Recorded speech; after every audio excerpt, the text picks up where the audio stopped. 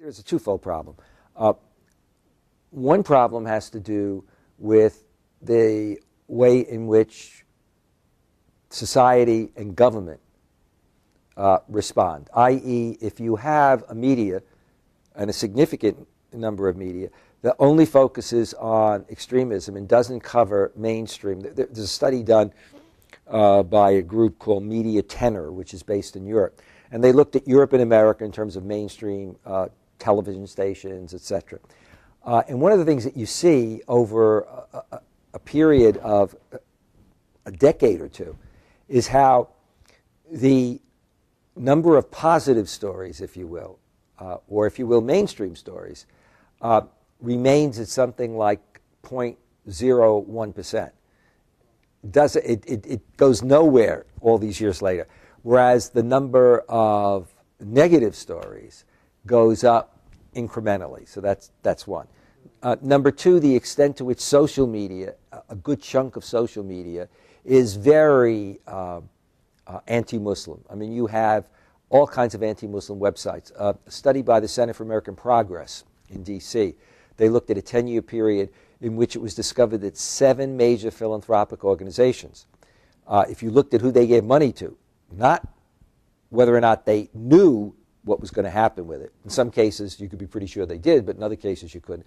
But if you look at who they gave money to, they gave $42.5 million, these 7, over a 10-year period, to individuals and websites that are anti-Muslim, websites like Jihad Watch and others. And interestingly enough, a number of these individuals and their websites are cited by the Norwegian terrorist in his manifesto as influences on the way that he thinks, etc. So you've got this, disproportionate situation. I think the other thing is that one has to realize, which is a sad fact, that whether we're talking about Muslim extremists and terrorists or other extremists and terrorists, that's here to stay. And terrorism doesn't take a lot of people. So sometimes even groups that seem very active, etc., can often be groups of 100 people, 200 people, or with a lot of terrorist acts, as in the Boston Marathon, as far as we can tell, it was 2 people. But 2 people who can wreak havoc. What they commit and the level of terror and fear tends to then distort the reality of the community or background that they come from. And so people will simply presume that these people are particularly religiously motivated. A lot of times what you see with some of these folks is that they are people who are alienated, marginalized. Some, as we've seen with situations as in Columbine and others, can be, have serious mental problems. Others have issues of deep resentment, marginalization, feeling out of it. If you look again at the Boston Marathon, the older brother clearly saw himself eventually as a loser, and at the end felt as if he didn't fit in, any place. Neither of them, even when they say that refer to their religion, neither of them were active in mainstream mosques, etc. If anything, the older one was kicked out of a mosque for rants against the sermon that was given praising Martin Luther King, etc.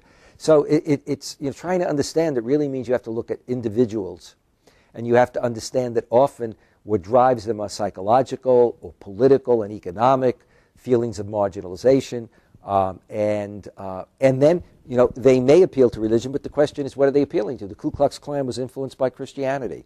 McVeigh, with the Oklahoma bombing, was influenced by Dominion theology, a kind of far right, radicalized form of Christianity.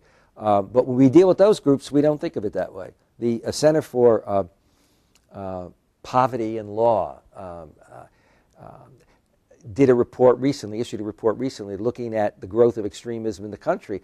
And who did they identify? They talked about the fact that since Obama came in, it's gone up 815%. But the bulk of what they were talking about are not just homegrown, they're homegrown non-Muslim groups. We have all kinds of, super right-wing groups that want to overthrow the country, that will talk about assassinating the president, or we'll talk about seceding, etc. And some of these folks have a Christian reference. They will be anti-immigrant, anti-Jew, anti-black, and their rhetoric will touch on Christianity. But we know how to vet that in our society because we're more familiar. So when you look at an extremist Christian or Jew, even if they appeal to their religion or they just come from that background, we marginalize them from the mainstream.